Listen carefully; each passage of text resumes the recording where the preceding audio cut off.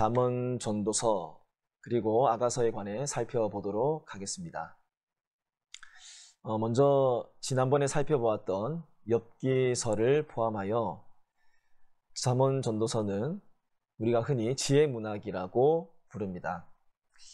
세 권의 공통된 주제가 지혜이기 때문입니다.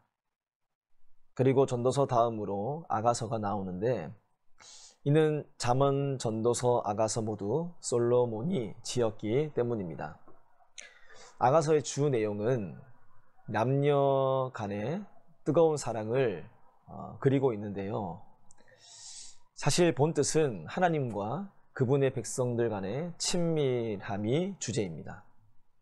이번 시간은 지혜문학으로 대표되는 잠언과 전도서를 중심으로 함께 말씀을 나누고자 합니다. 성경에서 솔로몬 왕은 지혜의 대명사로 묘사됩니다. 열왕기상 4장 29절에서 34절 말씀에 보면 솔로몬의 지혜가 동쪽 모든 사람의 지혜와 애굽 사람들의 모든 지혜에 비견된다라고 기록되어 있는데요. 실제로 솔로몬은 3,000가지의 잠언을 말하였고 노래 1,005편을 지었습니다. 엄청난 지혜의 글을 남긴 것입니다. 그래서 잠언 1장 1절은 솔로몬의 잠언이다 라고 선언하며 시작할 정도로 솔로몬의 지혜를 찬양하고 있습니다. 그렇다면 성경에서 말하는 지혜란 무엇일까?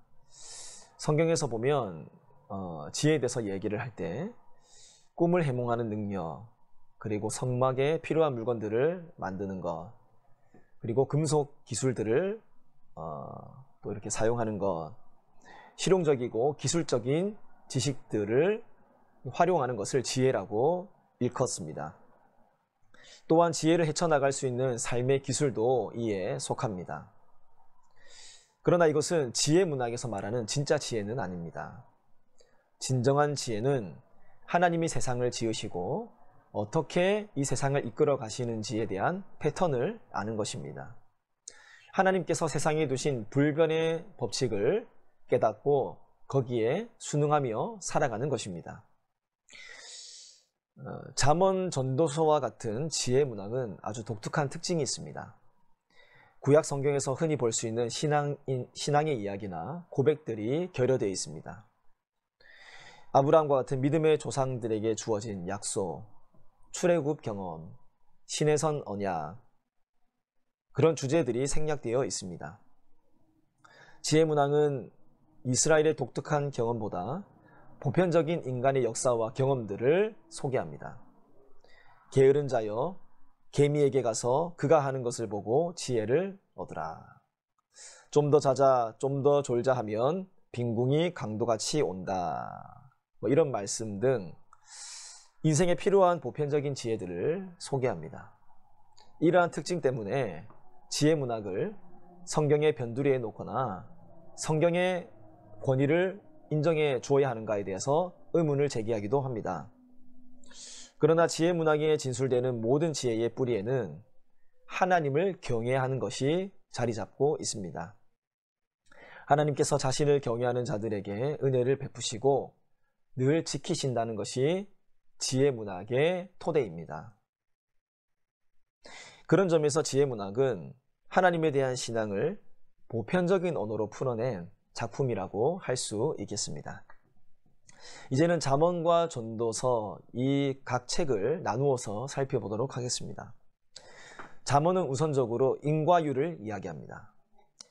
불의의 재물은 무익하여도 공의는 죽음에서 건지느니라. 여호와께서 의인의 영혼은 줄이지 않게 하시나 악인의 소욕은 물리치시느니라. 이런 구절들을 통해서 인과율의 법칙들을 우리가 발견할 수 있습니다. 이것은 숨막히고 고정된 인간의 어떤 냉혹한 세상에 대해서 말씀하는 것이 아닙니다. 하나님이 정하신 질서에 대한 깨달음, 그리고 그 앞에서 겸손한 마음으로 살아가라고 하는 지혜의 말씀이 담겨져 있는 것입니다. 잠언서는 지혜를 의인화해서 표현하기도 합니다. 지혜가 길거리에서 크게 사람들을 향해 외치기도 하고 정의와 공평이 길 가운데로 지나가기도 합니다. 지혜가 집을 짓는 것도 인상적인 묘사입니다. 그리고 10장부터 29장까지는 적은 소득과 함께 있는 정의는 공평 없는 많은 소득의 삶보다 낫고, 공평과 정의를 행하는 삶은 제사를 드리는 것보다 낫다. 하나님을 기쁘시게 한다. 이런 어떤 대꾸적인 표현들을 통해서 지혜로운 삶을 그리고 있습니다. 그리고 30장이 넘어가면 여러 가지 지혜의 모습들을 소개하고 31장이 넘어가면 현숙한 여인의 모습이 어떠한지를 소개하면서 글이 마무리됩니다. 결론적으로 잠언서는 여호와를 경외하는 것이 지혜의 근본이며 그 지혜는 삶의 변화와 직접적인 연결됨을 선언하는 책이라고 할 수 있겠습니다. 이는 잠언 첫머리의 말씀이 여호와를 경외하는 것이 지식의 근본이다. 이 말씀이 마지막에도 똑같이 이렇게 나오는 것을 통하여서 이것이 지혜의 본질이다라고 하는 사실들을 우리에게 가르쳐 줍니다. 다음으로 전도서를 살펴볼 차례입니다. 히브리어 성경의 제목은 코엘렛인데요. 코엘은 카할이라고 하는 모으다라는 동사에서 파생된 말입니다. 시간이 지나면서 코엘렛은 모으는 사람이라고 되어 있고, 그 다음에 모임에서 말하는 사람, 설교자 이런 말로 진화하였습니다. 즉 전도서는 간단히 말해서 설교자가 회중들에게 설교한 설교 모음집이라고 할 수 있겠습니다. 전도서의 핵심 표현은 모든 것이 헛되도다입니다. 전도서는 잠언과 마찬가지로 처음과 끝이 모든 것이 헛되도다라고 시작하고 결론 맺습니다. 이러한 이유는 전도자가 욥과 마찬가지로 사회에 가득 찬 부조리와 불의에 대해 도저히 하나님의 뜻을 알 길이 없었기 때문입니다. 그래서 인생을 살아봤자 헛되고 헛되다, 그렇게 아주 염세적인 그런 뉘앙스를 풍기는 이야기들을 내뱉는 것입니다. 하지만 전도자는 거기에서 머무르지 않고 하나님의 사람들의 가져야 할 태도에 대해서 말씀하는데요. 모든 일에 때가 있고 하나님이 행하시는 일은 우리가 알 수 없으니 각자 주어진 삶에서 최선을 다하라, 즐거워하며 기뻐하라 라고 말씀합니다. 이것은 염세나 인생의 혐오와는 무관합니다. 하나님께서 행하시는 일들을 우리가 도무지 알 수 없으니 절망과 체념으로 우리의 삶을 몰아가지 말고 우리에게 주어진 삶을 기쁘고 성실히 살아내라 라는 말씀입니다. 하나님이 하시는 일을 당장은 몰라도 괜찮습니다. 오히려 알지 못하면서 하나님의 뜻은 이것이야, 하나님께서 그리는 미래는 이런 것이야 라고 말하는 것이 그게 교만일 수 있습니다.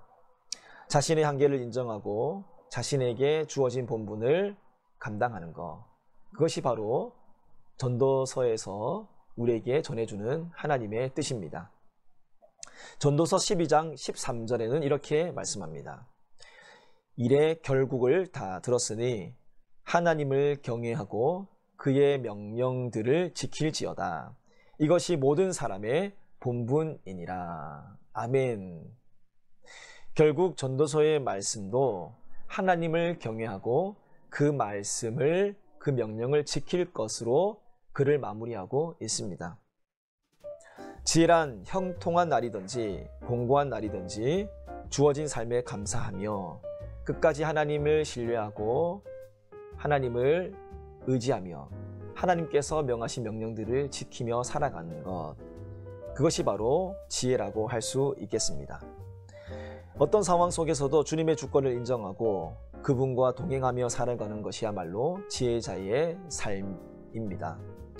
우리 거성교회 성도님들, 지혜 문학과 또한 아가서를 읽으심으로 참 지혜자가 되셔서 정말 하나님께서 기뻐하시는 삶을 이 땅 가운데 살아가시며 또 살아내며 또 하나님께 마음껏 칭찬을 받으며 살아가는 우리 사랑하는 거성교회 성도님들 되시기를 간절히 바랍니다.